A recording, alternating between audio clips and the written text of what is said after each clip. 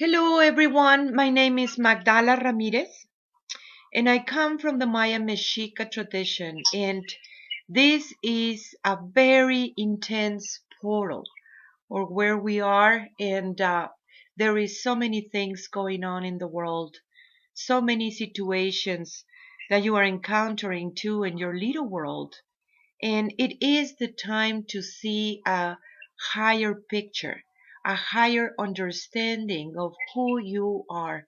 Something that it is not based in identities through races, to um, economics, or whatever caste or standards the system tells you that you belong.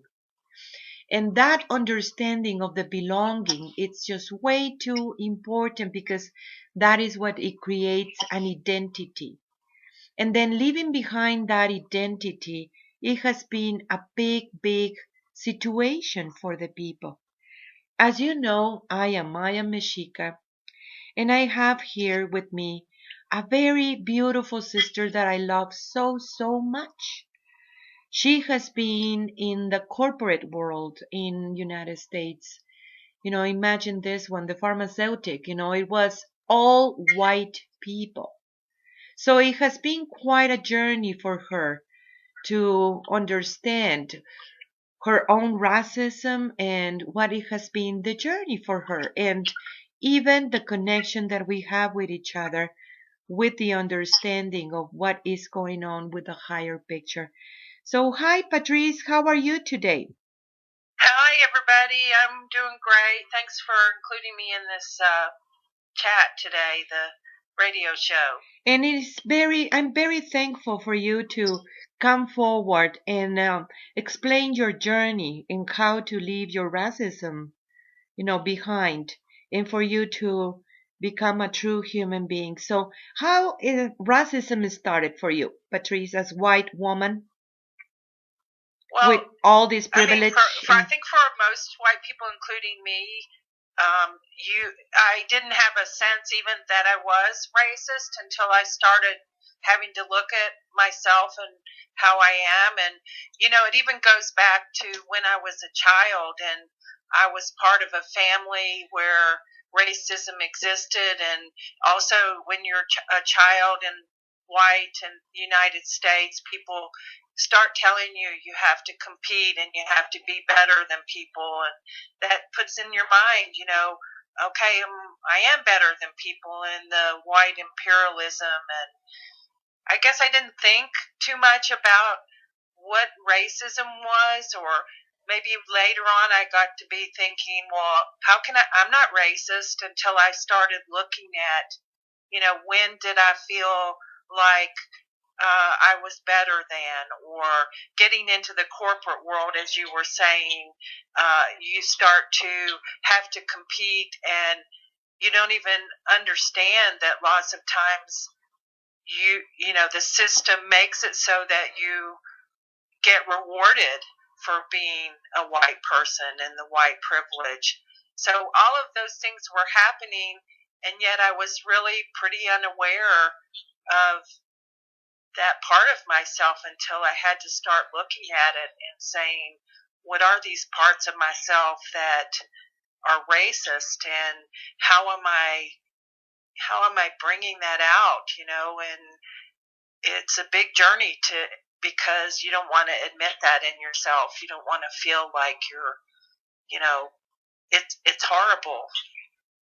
I remember I had an experience with you not long ago where we were talking to a young man, and I couldn't even admit that I was racist, and it brought out all these feelings in me. So the work for me has been just admitting that I have racism in me, understanding what it is, and trying to go through the work of rooting it out. It's been very hard work for me. So I understand that, and how people mentality, they think that it is normal to be that white supremacy when you're white, and not understanding or not even seeing where is your biases about it. And that has been quite a journey for you, especially because you live in a family that it is very racist. You grew up racist. Your family, your sisters, everybody is kind of racist about it. And when you bring that one up, saying, I am seeing this, or I'm seeing that, or this is my spiritual work to leave this behind, they also react about it. How a person that it is awakening and seeing, you know what, I am not going to be this anymore. I'm not into white supremacy anymore. How it has been for you and your family, Patrice? Well, that's a great question because my family was just all visiting me, and I had an experience. I live in the Southwest, and a lot of the discussions around this land and really, an understanding that this land was basically stolen. And I had my brother-in-law here, and he was bringing up all of these racist comments. And part of my work is to say something when I see that it's there. And so I did. But probably, I don't know, 10 years ago, I wouldn't even have had the awareness to say how people feel here and how it feels when people say they should just go back to where they came from and all of that stuff that goes on. And so, yeah, the spiritual work is, if you see it, I need to say it.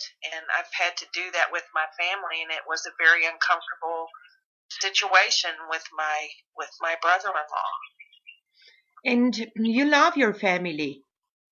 And I do love them. yeah, but still you need to hold on into your ground when you're talking about it. And what it happens with this relation within your own self, overcoming all those ways that it creates those identities in you, and and the projections that you have with the rest of the world. And of course by races in your own little world, your how it is embedded in the people, and that part of it, how it has been for you. Yeah, and I know I have a couple sisters that live near me, and we talk about it a lot. I think there's many layers to it. So if you become aware and you can bring it up, but then you find another layer inside of yourself. Oh my God, look at that one that I'm still doing, hanging on to white privilege, or, not saying something because it gets too uncomfortable to say it.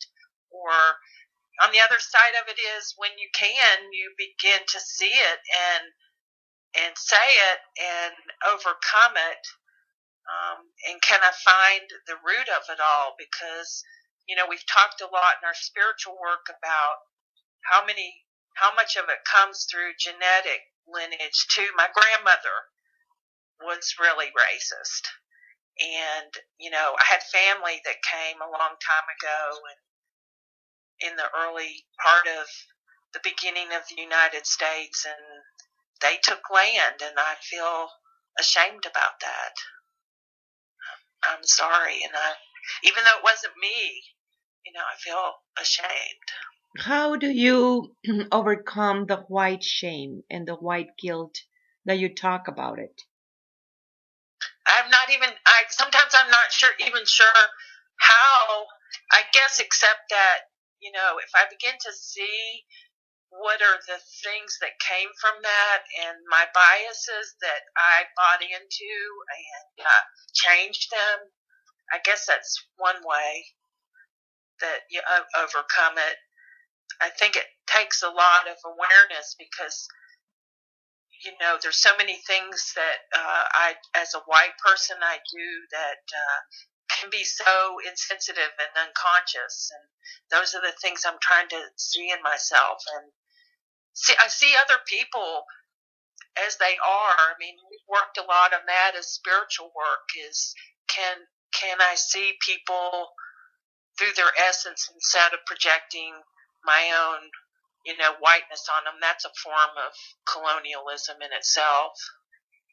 So I guess that's what I've been working on, and the hardest ones for me are when I have biases and, I'm still doing it because my reward comes from privilege. That's a very hard one for me to overcome. I know that it has been very strong spiritual work that you have been doing, Patrice, especially coming from that white supremacy, but in so many ways teaching the people and bringing those teachings about, can you see the ways that the mothers see you? Really seeing you as you are, as a spirit, and a spirit that holds a body in this time and space where it is so much identifications through races, that it is so much identification with the border situation, or the children in cages and all these horrible things, that it is coming forward in this time and space, and at the same time trying to hold on into that identity that it is related with you since you were a little girl, white little girl privilege, white supremacy, and overcoming these parts in you, like, and address it and not hiding it. It has been a big deal to relate in that level of consciousness, like seeing the people with the eyes of the Great Mother, through that beautiful light body that everybody is. So the journey for you, how do you perceive the situation that it is going on with the children, that they are brown people right now?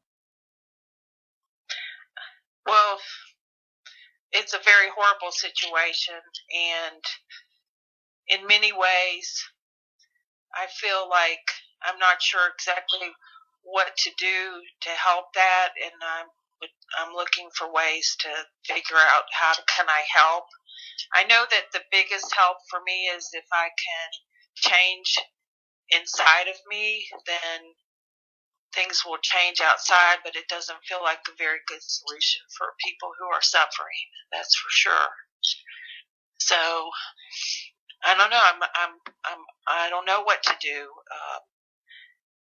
How do you change it? If you go and fight with the system, you become the system. But it's a horrible situation, and the people that are at the border too, and they're fleeing persecution, and I feel helpless about that a little bit. I don't know what to do. So overcoming these forces in you, like trying to comprehend different cultures, it has been a big journey for you, isn't it? Yes, I mean, I worked on that a lot, especially, when you're in a place where you can go out and, and meet and see many people. And the work for me has been, how do I see people as they are without me putting my own self into them, and that has been a big journey. It's actually been really great because I can begin to see people as they are, not as who I think they are, or who I think they should be, is a big one too for, white bias. You think everyone should be just like you, and they're not, and you need to see people as they are. That's been part of my journey. How do you overcome that situation, Patrice, or how it has been so hard for you not make the whiteization? Everybody needs to turn white in order to relate with me, the white supremacy mentality, and respect everyone's tradition, ways, color of the skin, and also receive the biases towards you, because that has been a big spiritual work. Like, how does it feel when somebody look at you in that way? Well, I can feel how it would feel for me to be doing that to someone else. And I mean, the first time I went to Mexico, I was like, why isn't everybody speaking English? And Oh they my should be gosh, I just remember like that one. just like me. And why don't they like me? And and so when I worked on it some, and then I went back to Mexico one time, there were so many people that embraced me because I don't know what the difference was. When I can see people as they are, they see your heart, I think, is part of it. And when you're projecting that on people, they see your bias and they send it back. So the work has been, how deep can I go in really seeing people as they are? And also some of the work has been, can you go and feel that, how it feels? Because when you feel how that feels, you think, oh my God, what have I been doing? I need to change. Following the ways of the mother, it is very, very beautiful into, changing that way of living. That's the union of polarities. How do you feel deep inside making the changes and the understanding for a higher truth available for you inside of you? And then bringing into the manifestation. That's the masculine way. Yet it has been quite a struggle to live in that truth for many, many people. Living in that truth means that you can see beyond all these identities and belonging and whatever the government says that you are, and seeing it beyond this. And even working, for me, working too with these forces of the white supremacy. When I am Maya Mexica, imagine this one with a big, big knowledge of the Great Mother, that the Great Mother goes and said, go and tell them. And yet what people see is just a Mexican, Mexican woman. Imagine this in the very weird country where there is so many separations. And I don't feel it. The knowledge that we're bringing forward belongs to the whole world, as the mother says, because the mother wants all her children together. The mother wants everyone to relate in a good way. And when I said in a good way, is respecting and honoring each other and contributing to the highest good of everyone. How that one has been the journey for you, Patrice? Well, I think, back to how we get trained in United States, white people, get pretty much trained that it's all about you and you and you. And so you're, breaking that one, there, that it's not just about you and that there's a higher picture, and that higher picture means really feeling what's best for everyone is very hard when that programming has been in you. So that's a big journey in itself. Mm-hmm. And then, back to like when you get into the corporate world, it's all about competition and separation and, but thinking about how it's the best for everyone. That's been a lot of the spiritual work in our ceremonies, and helping people, see a bigger picture starts with me seeing the bigger picture of myself. I mean, I can't help anybody unless I can see it in myself. And that's been a lot of my work. And once you start to see it, I think there's a natural part of wanting to, be helping other people, but it's breaking all those patterns in yourself about my little you, the one that feels like my ego, the little one, breaking that one. Yeah. Well, we have quite a journey together. You're my spiritual sister for such a long time. And I love you very, very much. But we have addressed your racism over and over and over again in many, many levels.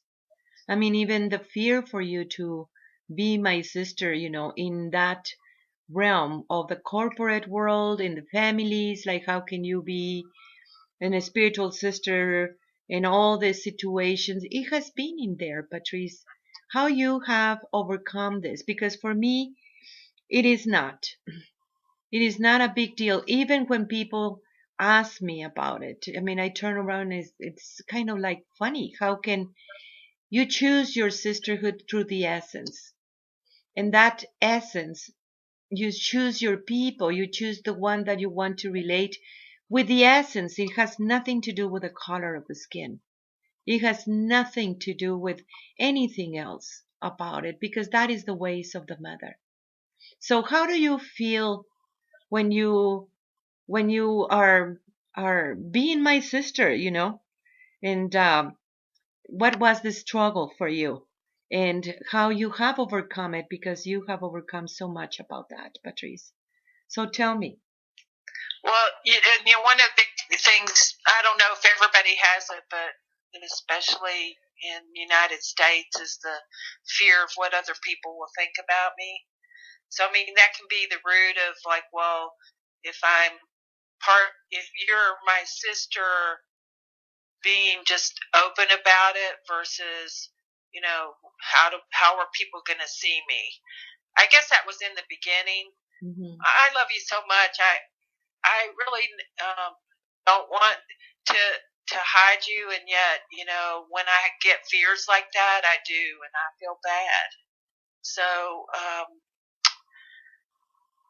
overcoming it is stopping that voice inside of me of any fear that I have about who I am. I mean, really knowing who I am, and that knowing my sister and understanding you through that essence, I think that's been a big part of overcoming it, and I really love you so much.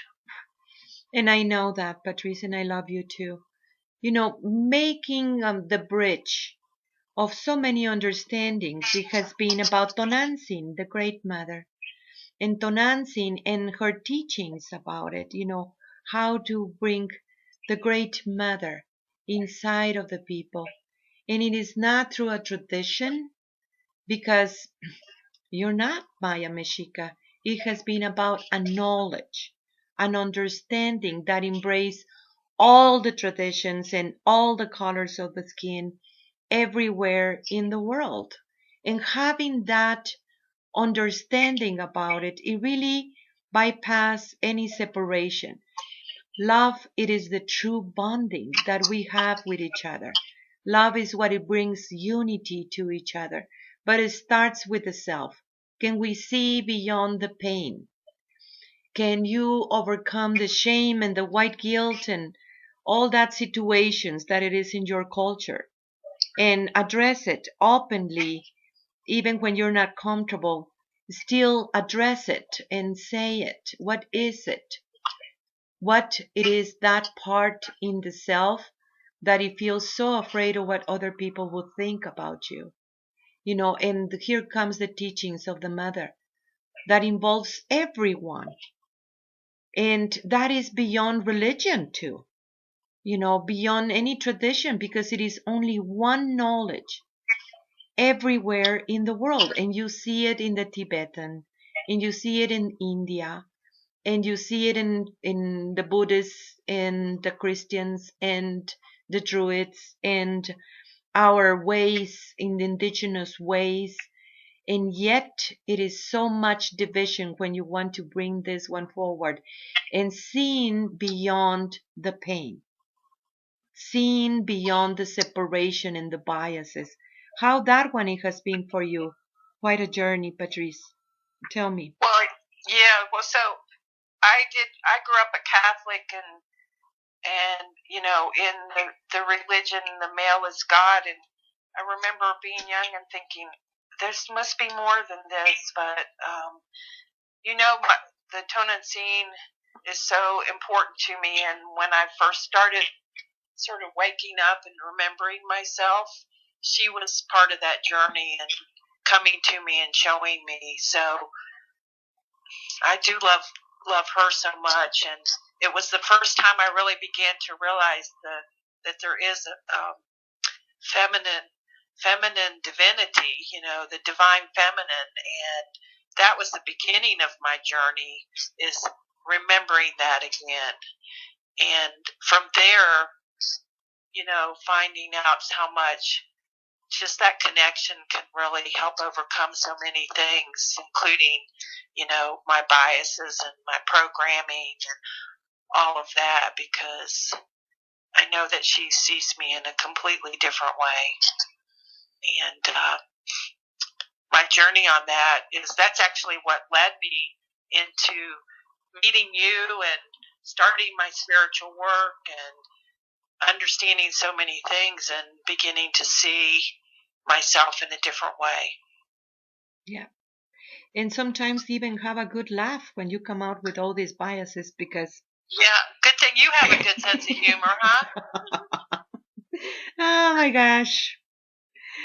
Oh my gosh, it's very hard to comprehend for the people. When we can have this relation that you come out with this so racist comments, and I go, okay, that is so freaking racist, Patrice. That is the white supremacy in you, and you're gonna cut it right now, and it's kind of funny, but not really. But that is the work that we can see beyond this without. Not really. Okay, tell me. Tell me about it. Well, I was just going to say, that's been a big help for me, even though it's not very fun for you. Oh my gosh.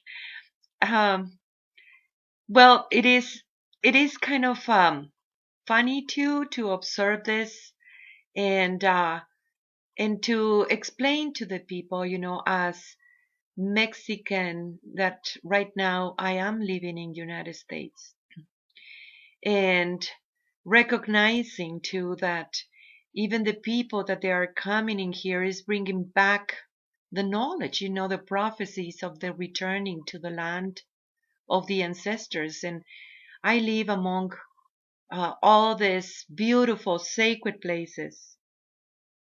I live among these petroglyphs that it is talking about the time before the tribes were tribes, and raising the vibration.